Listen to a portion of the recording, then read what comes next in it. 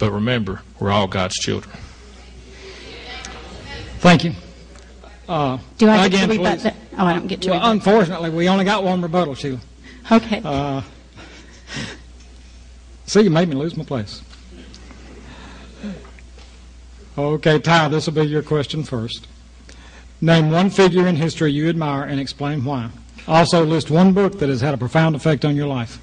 Repeat the first part. Name one figure in history you admire and explain why.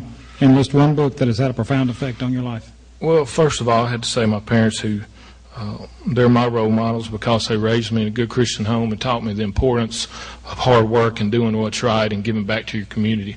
I'm a firefighter because I like helping people, and that's why I do this job as state representative. Like I said, regardless of what party you represent, if you have a important issue, you can come talk to me. I don't care if it's fish tanks and barbershops or whatever the bill it is. It's important to somebody. And when we're... Thank you. You tell that small business owner that had a legitimate concern that I went down to visit. What if I didn't go visit her? Would I be doing my job as state representative, which is to represent the people? That's the most important part of my job. And I'm going to do that every day. I don't care what party you belong to, what the issue, I'm going to represent all the people in Maury County.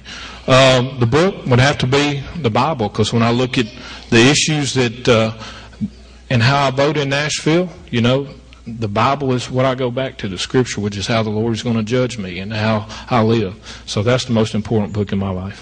Thank you. Sheila, you got the question? Or you? Would you read that question again, please? Name one figure in history you admire and explain why. And list one book that has had a profound effect on your life. The person that I've studied in history, my minor was history in college, was Abraham Lincoln. And I have to admit that I respect and admire Abraham Lincoln because he did what was best in the hardest times. He knew that lives were being given. He prayed every single day that what he was doing was God's will for this country. And he stood firm and he stood humbly before God and before man and said, I'm going to do what's right for this country. And it hurt him at times, and he was melancholy, and he was depressed a lot of time because he saw lives. But you know what? He stood for what was right and good, and that's why we have this United States of America today, and that's why we have such a good country to live in today. And I admire Abraham Lincoln because he did so many things that he didn't feel like doing. And if the rest of us would get up and stand for what's right and good, even when we don't feel like it, we'll have a much stronger country to live in today. I would also say that the Bible has been very instrumental in my life, but also there's a book by John Shelley called The Disciplined Life. And ladies and gentlemen, the world belongs to the disciplined, to people who know how to get up and do what they have to do, whether they feel like it or not. To people who know that we're going to have to make this budget work. To people who get up every day out of bed and make their small businesses run when they get a tax assessor thing in the mail that says, now we're going to assess the equipment that you haven't used for 20 years and you're going to have to pay taxes on that. But you know what? That small businessman gets up and he goes to work the next day. And the most one next to the Bible, the most profound book on my life has been called The Disciplined Life. And I think it's something that every one of us could use more of in our lives. You got that in close. Ty, you got a rebuttal? I think I've answered it. Thank you. Okay. One other question. Sheila, this is your first question first. There have been proposals in the General Assembly to bar unmarried couples, including same-sex couples, from adopting children. Would you support such a ban? Well, we have an amendment in the state of Tennessee that says that marriage is between a man and a woman, and that constitutes the family in the state of Tennessee. And I would think that our adoption laws would align with that amendment in our state. Short and sweet. Ty? Repeat the question. There have been proposals in the General Assembly to bar unmarried couples, including same-sex couples, from adopting children. Would you support such a ban? Well, this bill is already passed, and appreciate the question, but you, the voters out here in 2004 or 5, went to the polls and voted when the General Assembly passed it the 3 years before to define marriage in the state constitution as marriage is between a man and a woman. And I think that pretty much says it all. It's in the Constitution. It's written. It's not going to be changed, and it's going to be protected. And you, the voters of Maury County and across the state of Tennessee, are the ones to be proud for that because you voted for it. Thank you. And that's the way it should be. Our laws should reflect the people of the state of Tennessee, and that's something I will always stand up for. Our laws reflecting what we in the state of Tennessee want. No matter what the rest of the country is doing, we want to stand up for traditional family values. We want to tell the government to step back out of our lives and don't intervene every single day of our lives. So these are things that as Tennesseans that we want to stand together and stand strong, and that question has already been answered and settled in the state of Tennessee. Thank you.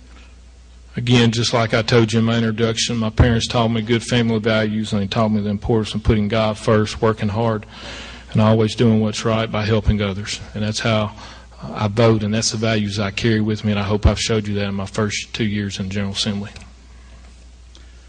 Well, I could make up some more questions. But y'all have done so well. 2 minutes for each closing.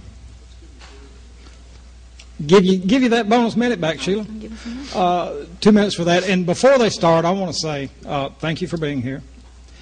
I've got an opinion, at least 2 opinions on every question. And I want to thank the candidates, whether you agree or disagree with them, whether you vote for Sheila or Ty. First time I ever met them was when I walked in here running late. But I can see their heart and I can see their spirit. And they love this county, they love this state, and they want to serve you, either one of them. And that's just a personal opinion. And I appreciate having such spirited, loving, caring candidates. Thank you. Ty, you get to close first. Well, thank you. And again, thank you all for being here and caring about what goes on in state government. And, you know, you're only as good as the people around you. My parents taught me that, too, and I appreciate all the people here in this room. Whether you're for me or against me, you've told me what you've thought. You've addressed issues with me, called my office, and left messages, and I always take your opinion to heart. I'm proud of the first 2 years that we've had in the General Assembly. I'm proud of what we've accomplished. When I went into office the next month, we did get the announcement that the GM plant was going idle and the Traverse was going back, and we knew that would affect many of the suppliers. So I quickly jumped on board and tried to do what we could to get training for those dislocated workers and help all those with the ripple effect that it affected do what we could to at least get them to training and get them headed in another direction. I'm also proud, though, to have served on 2 good committees, one very powerful committee, the House Transportation Committee, which is a key committee to serve on in doing the projects that I see are important, because if we're going to have a good workforce and if we're going to have good education and a workforce training center and bring good jobs and good suppliers and commercial to this district, the 64th district, we've got to have a good infrastructure. And if you look at the many road projects that are going on in this county right now, credit goes to serving on the House Transportation Committee and having a voice. But I also have to give credit to local leaders like our county mayors and county commissioners and city councilmen and Spring Hill aldermen who also are playing part. You're only as good as the people, like I said, that are around you. And with their help and with their guidance and coming to Nashville and addressing their concerns with me, I've been a voice for the people of Maury County. I'm proud of my voting record. I can tell you when I vote for legislation on Capitol Hill, I vote in my heart and I vote how you would want me to vote. But nobody has a perfect record. You can look back and see votes that you made and say, well, maybe I should have done this. But I've tried every day to be a good role model and be a good person to represent you in Nashville. And if you ever think I've done something wrong or done something that did not represent you like I should have, I would hope you'd come see me or call me. Because number one, I want to always make sure that I take care of you first. In closing, for those who I haven't talked to, I would ask for your vote tonight. It's a lot different when you hold the office and trying to campaign for it, because you're working your full-time job as a firefighter, then you're running the office in Nashville, and then you're trying to campaign for the office. So you hardly ever get any downtime, but I really enjoy doing it, and I hope I can do it for many years to come. But again, I ask you for your vote, and I ask you for your support, but most of all, I ask you for your prayers, and may God elect the right person for this office.